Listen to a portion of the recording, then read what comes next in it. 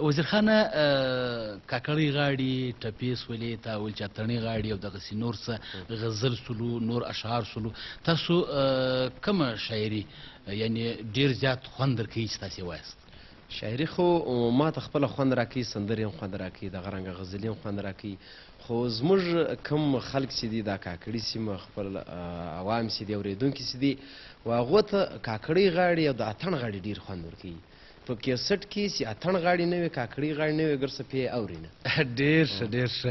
نو دا ستاسو شوق و که نه چې تاسو د سندرې میدان ته راغلاست اوله سندره مې کومې وویل اوله سندره اول کیسټ چې ما ریکارډ کې د لې کوټ کې نو په هغه کې یو د اتڼ غاړي ولې یو ایټم وی له هغه سره دا کوم زموږ په کاکړي سیمه کې چغکه ډېره مشهوره ده بیخي ډېرې اوري نو دغه ورسره استعمال شوي ده په دا کیسټ کې نو بې انتهایي ډېر هغه کیسټ خوښېدی اورېدونکي چې کوم دي زموږ محترم کتونکي چې کوم دي هغوی وایي چې یوه بله سندره وشي نو نور خوند به وکړي بلکل ولې نه جی محترم کتونکو یوه بله سندره ستاسې دپاره په ډېره مینه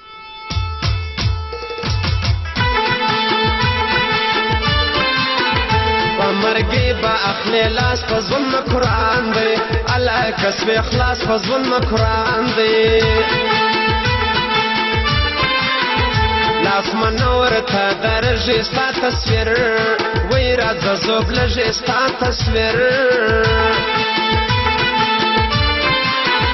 ما ته زړه لامیانه پرې کوي نوم د ګران ما الله په اور څې کوي نوم د ګران ما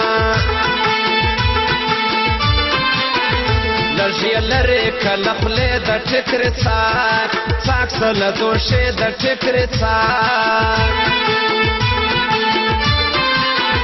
زما وستا روغه د وکې که سړی ستا الله په کاله کې که سړی ستا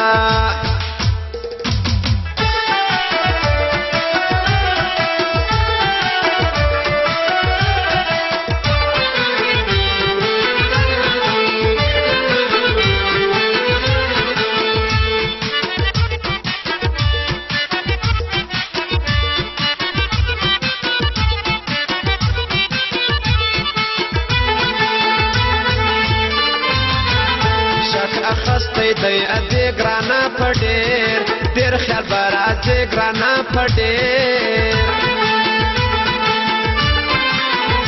ایله زړه دی نه صبره ژې تر تا شې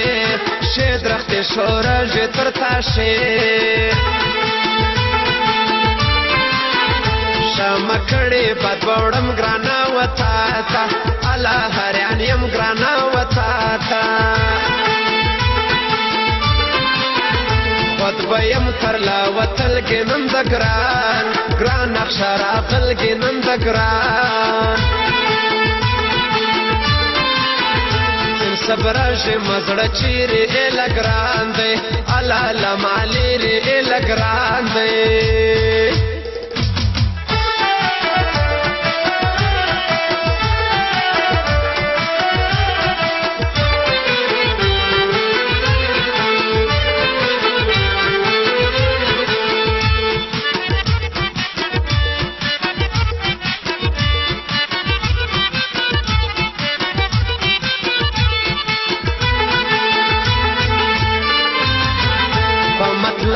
نسوم خو تر شاته ډېر ډېر کته ګرانو تر شاته ډېر زور زم یو ورته ورځې زما بېدیده الله د ګران دې زما بېدیده هېروم به دا په مرکه هر څو لاس کې الله لما برکه هر څو لاس کې ناسته ولا پر بیاله کتل یې ډېر ډېر نه غږېده کتل یې ډېر